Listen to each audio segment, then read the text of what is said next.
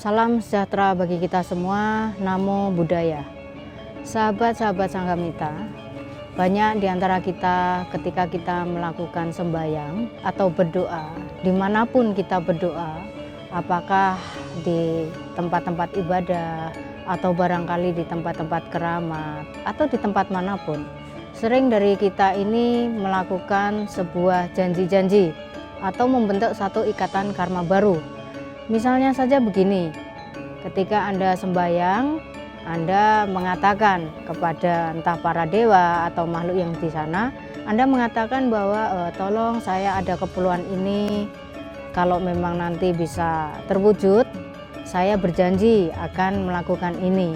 Ini adalah membentuk satu ikatan karma baru. Sedangkan kita sendiri juga tidak tahu apakah makhluk yang ada di situ adalah makhluk dewa ataupun bukan dewa. Ini sebenarnya bukan masalah dewa atau bukan dewa. Kepada siapapun makhluk itu, kita sebaiknya tidak melakukan sebuah ikatan karma baru. Nah, banyak orang yang seringkali gelap mata karena ingin hidupnya lebih enak, kemudian ingin rezekinya lancar dan sebagainya. Kemudian ketika sembahyang itu melakukan perjanjian-perjanjian atau ikatan baru seperti ini. Ini salah. Nah, baik itu merupakan satu ikatan perjanjian yang sembahyang biasa atau mungkin istilah umumnya juga ada yang namanya pelarisan atau sembahyang atau mendapatkan sarana agar hidup kita ini menjadi lebih mudah atau laris apapun yang kita kerjakan. Atau mungkin yang lebih ekstrim lagi ada yang istilahnya pesugihan, itu sebaiknya tidak kita lakukan. Jadi apa bedanya pelarisan dengan pesugihan?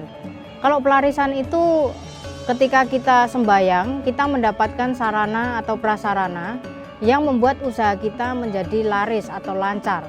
Berbeda sekali dengan yang namanya pesugihan. Pesugihan itu langsung ikatan terhadap makhluk halus, di mana tanpa kita harus bekerja, biasanya uang itu bisa ada. Ada sebuah kisah dari salah satu orang di daerah Jawa Tengah ini, yang dia mengikat satu perjanjian dengan makhluk gaib, pesugihan ceritanya. Jadi ada komitmen bahwa setiap mereka akan menjadi suami istri secara gaib. Jadi si makhluk ini dia akan menjelma menjadi istrinya, dan pada malam-malam yang disepakati, manusianya ini yang laki-lakinya akan mendatangi kamar yang sudah disiapkan secara khusus itu untuk memberikan satu hubungan suami istri.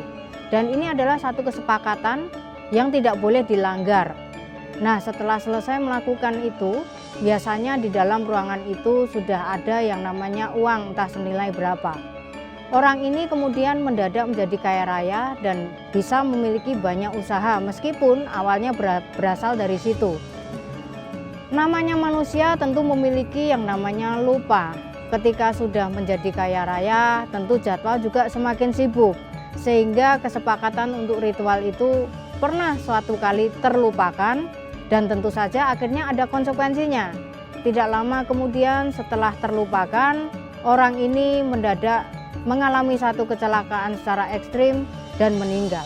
Nah, ini adalah salah satu contoh. Maka saya tidak pernah menyarankan untuk melakukan ikatan apapun kepada makhluk halus.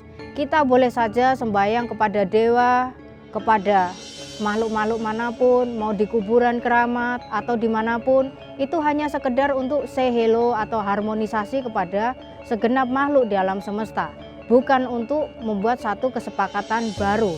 Karena kesepakatan baru itu nanti akan menimbulkan hutang-hutang karma yang baru dan mereka berhak untuk menagihnya. Maka dari itu ketika kita misalnya sedang sembahyang dimanapun, kita tidak perlu melakukan ikatan karma yang baru. Cukup bagi kita hanya misalnya kita wish ataupun berdoa semoga apa yang saya sampaikan ini, apa yang saya doakan ini cepat terkabul, ya hanya semoga. Apakah terkabul atau tidak, itu pertama tergantung dari buah karma baik kita. Kemudian yang kedua, biarkan tergantung keikhlasan makhluk tersebut. Apakah mungkin dewa atau bukan dewa yang mungkin barangkali mau berbuat baik membantu kita. Itu saja. Tanpa perlu kita melakukan satu janji bahwa ketika ini goal, maka saya berjanji untuk ini. atau saya berjanji akan mengadakan sembahyangan tiap hari Kamis atau tiap hari apa, itu tidak perlu. Baiklah, semoga apa yang saya sampaikan ini dapat bermanfaat. Semoga semua makhluk bebas dari penderitaan dan hidup berbahagia.